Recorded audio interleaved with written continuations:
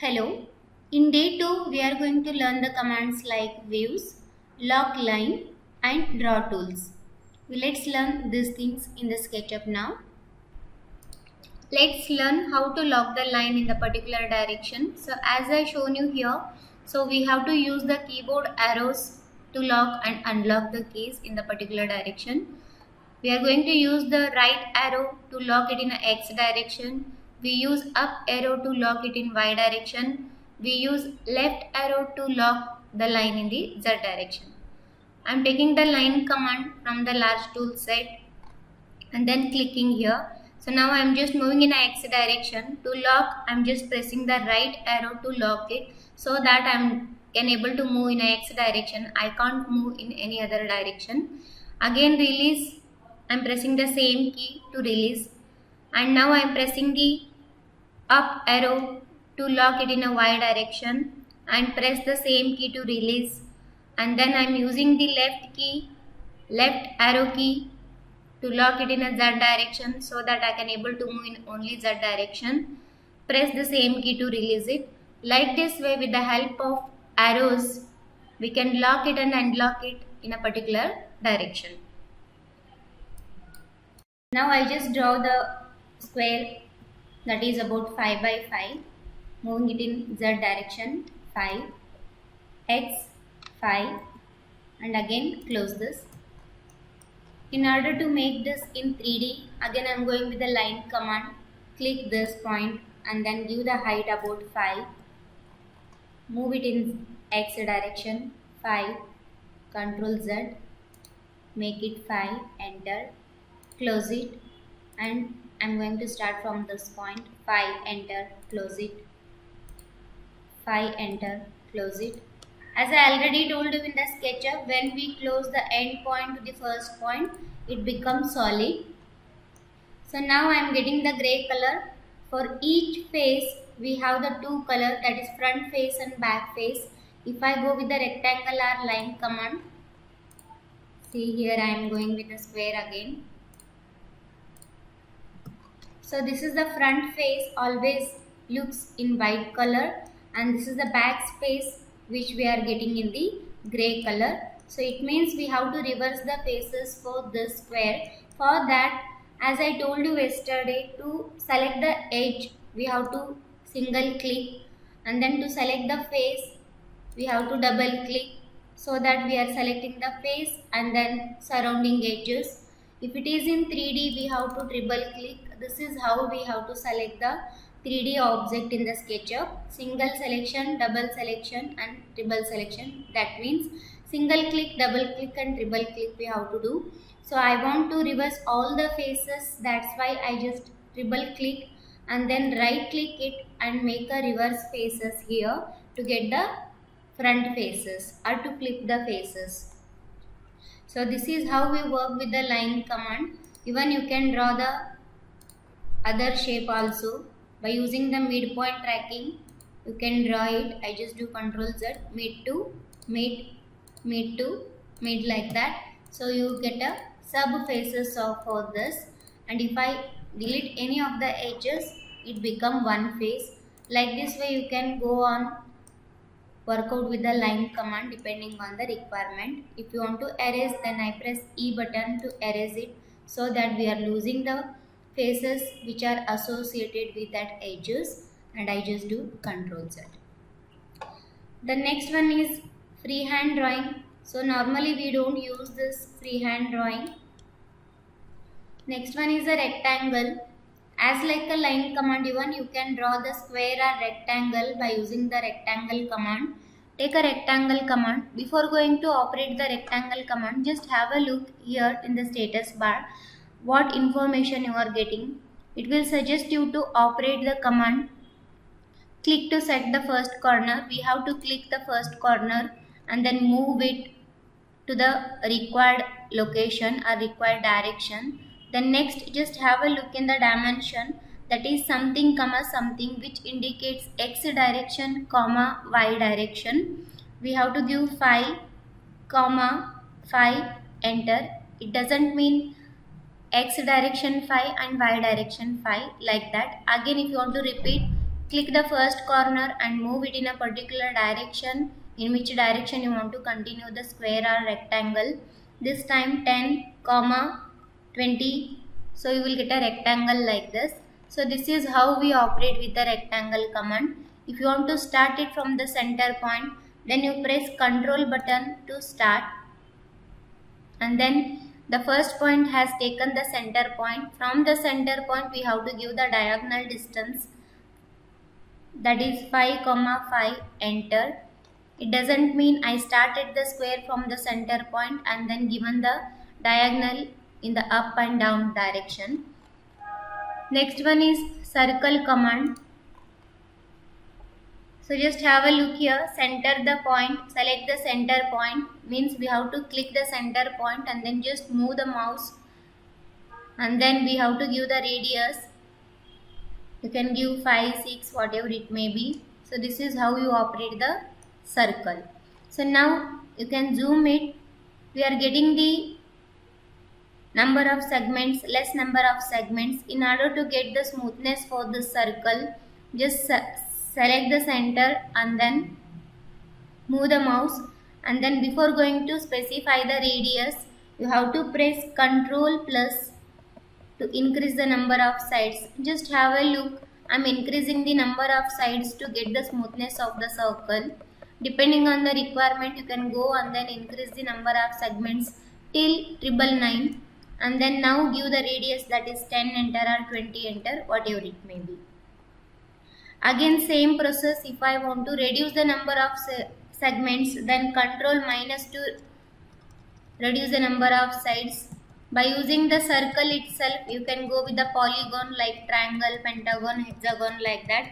I am just going to reduce the number of edges like this by pressing Ctrl and minus. So this is how you can reduce and increase the number of segments, so that you can convert the circle into polygon or polygon into circle, vice versa. Now give the radius, that is 6, enter, or 5, enter, and come out from the running command by pressing space button. Next same way I am going to operate with the polygon command.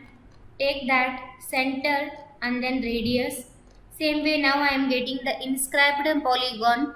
In order to switch it into circumscribed, press Ctrl. While pressing the Ctrl, you can switch it into inscribed and circumscribed. Once you done, you have to decide the number of edges. Now I am getting a hexagon.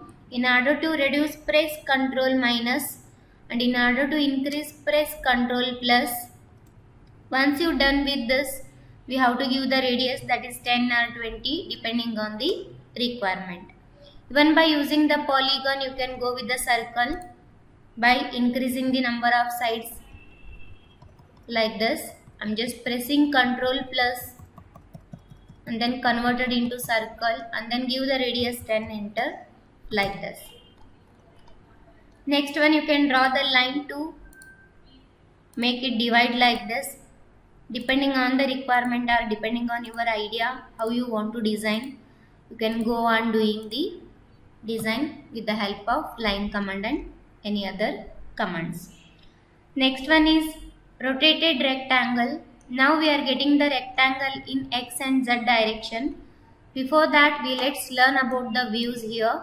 To get the view toolbar, you go to the view and then click on the toolbar option, and then scroll down. Here we have the views and then close it.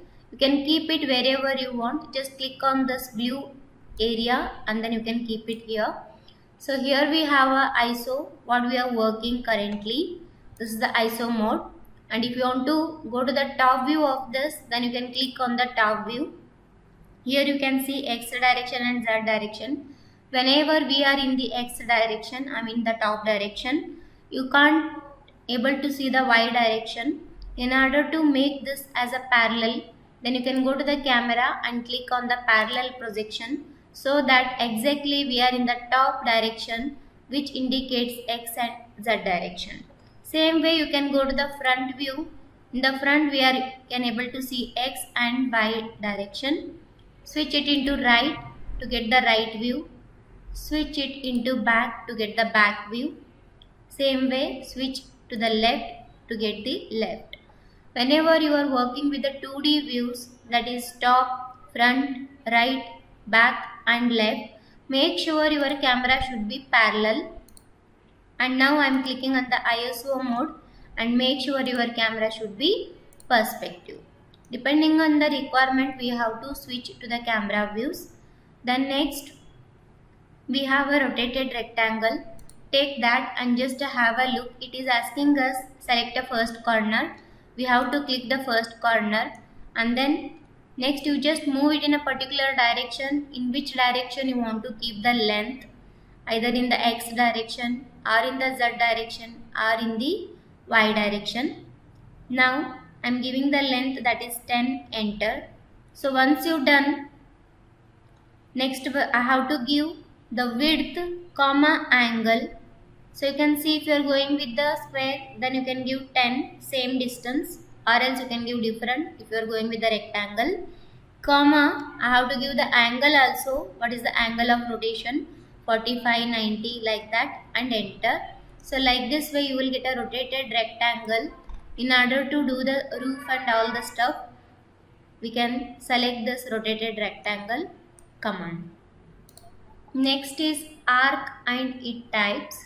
For better understand, I just drawn the rectangle in the exactly front view. I just keep the view in front, and then in the camera I click on the parallel projection to get the front view exactly.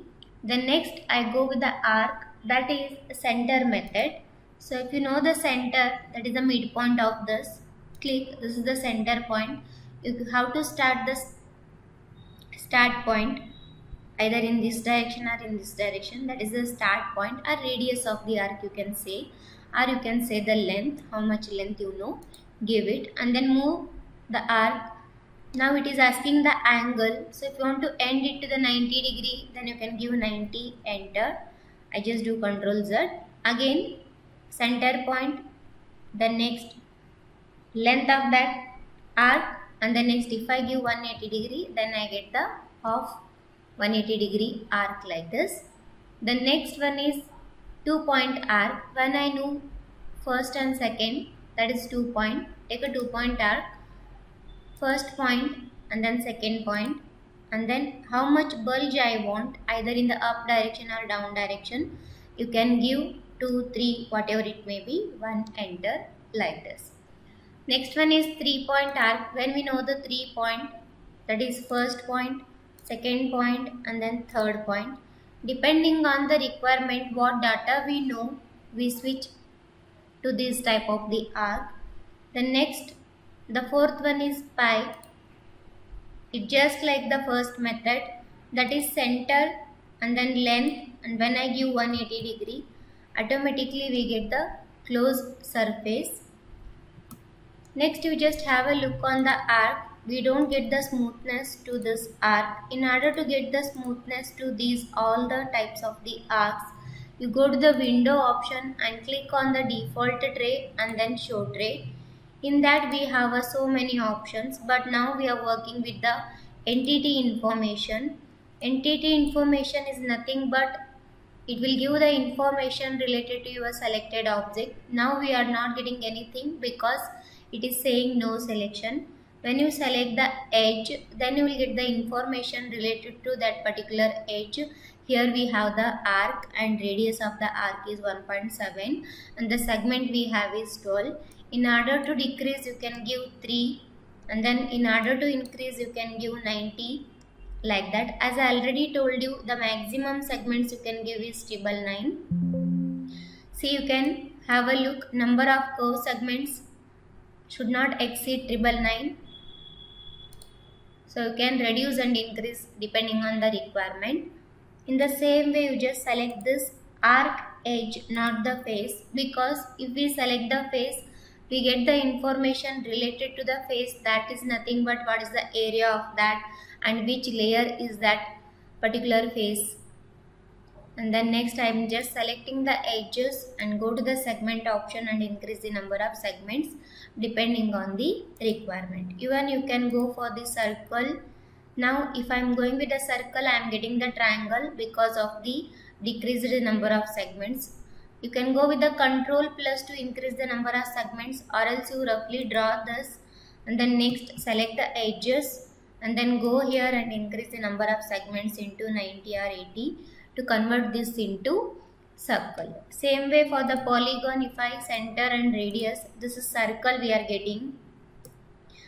For that I am just selecting this and reducing the number of edges to convert this into polygon.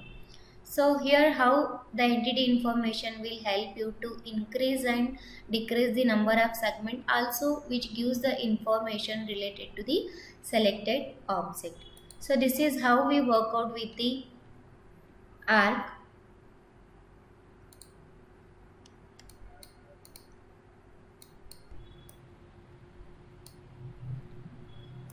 In the next video we learn the other commands. Thank you.